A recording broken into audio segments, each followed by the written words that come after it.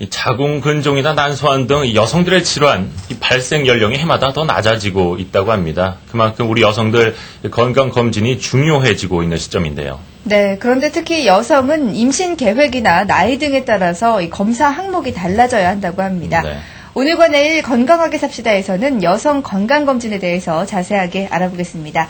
오늘은 먼저 임신과 연관이 깊은 20, 30대를 주로 살펴보겠습니다. 네. 도움 말씀에 산부인과 전문의 차상원 원장 자리하셨습니다. 네, 어서 오십시오. 안녕하세요. 네, 안녕하세요. 반갑습니다.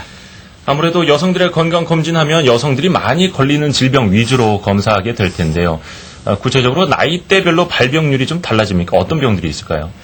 여성과 남성의 차이점은 여성은 생리, 네. 임신을 할 수 있는 생식기관, 예를 들면 자궁이나 난소 이런 것이 있는 것이 차이점이죠. 예. 네. 여성은 생리를 시작하는 초경부터 폐경까지는 임신을 할 수가 있습니다.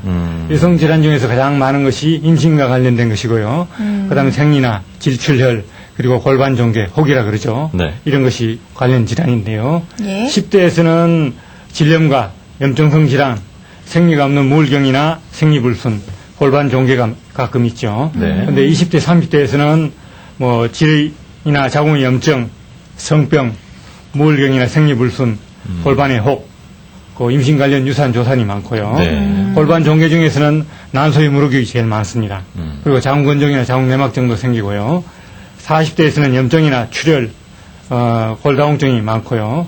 그다음에 자궁근종이 생기는데 40대 여성이면 4분의 1에서는 자궁근종이 있습니다. 네. 제일 흔한 질환이죠. 예. 그리고 40대 후반부터 50대 초반까지는 폐경기가 되는데 이때 폐경기 증상이 나타나고 골다공증도 제일 많이 생기고요. 네. 40대 50대 이때부터 또 제일 많은 것이 유방암이나 자궁암 그리고 난소암이 잘 생기죠. 중년 여성들에게요. 예.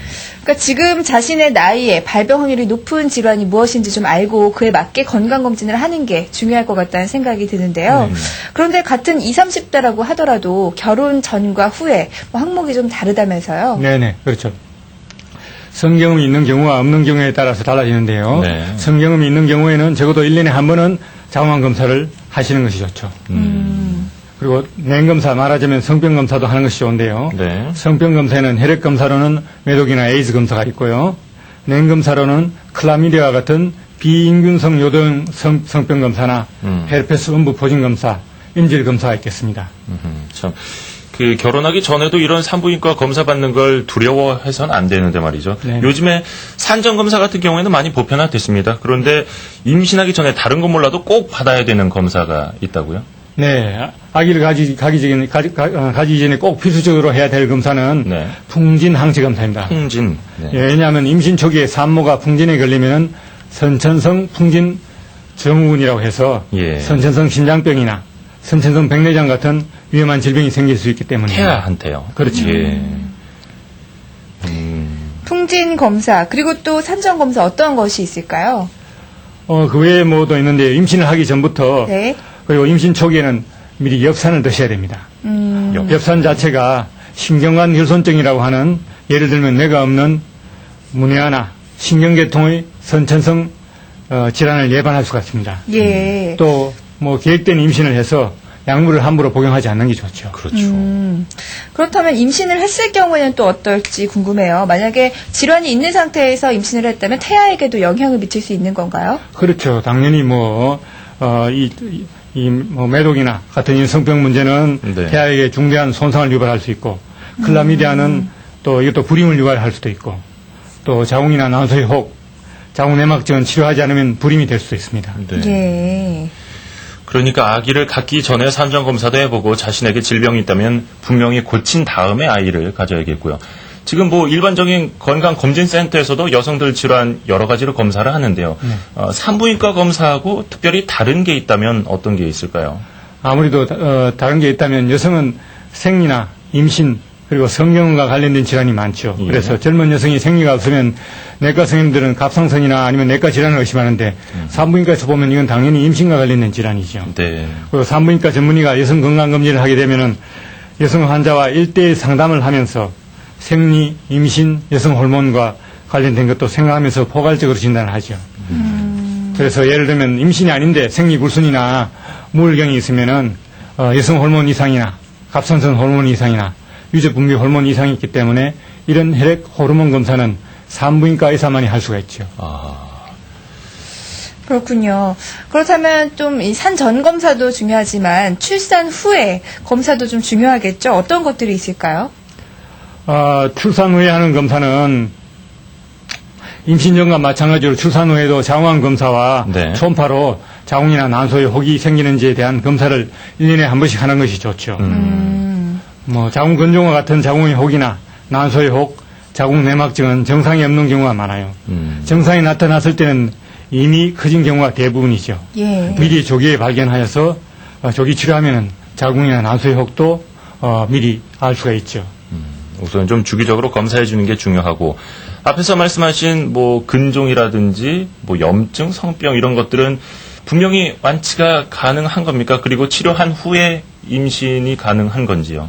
그렇죠. 뭐 아무래도 염증이나 성병 이런 것은 뭐 완치가 되죠. 충분히. 네.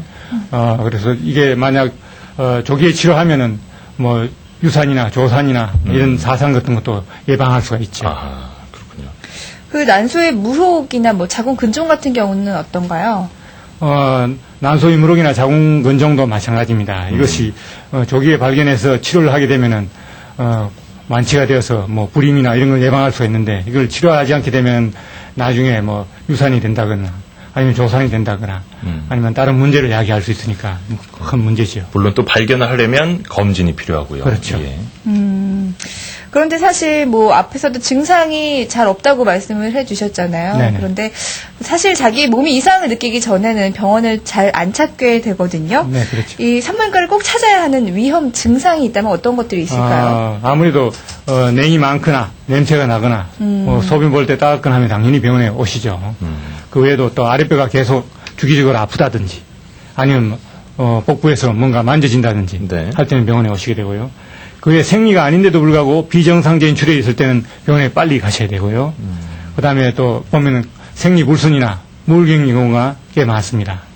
그럴 때는 산부인과에 오셔서 전문가하고 상담하고 진료를 받으시는 게 좋죠.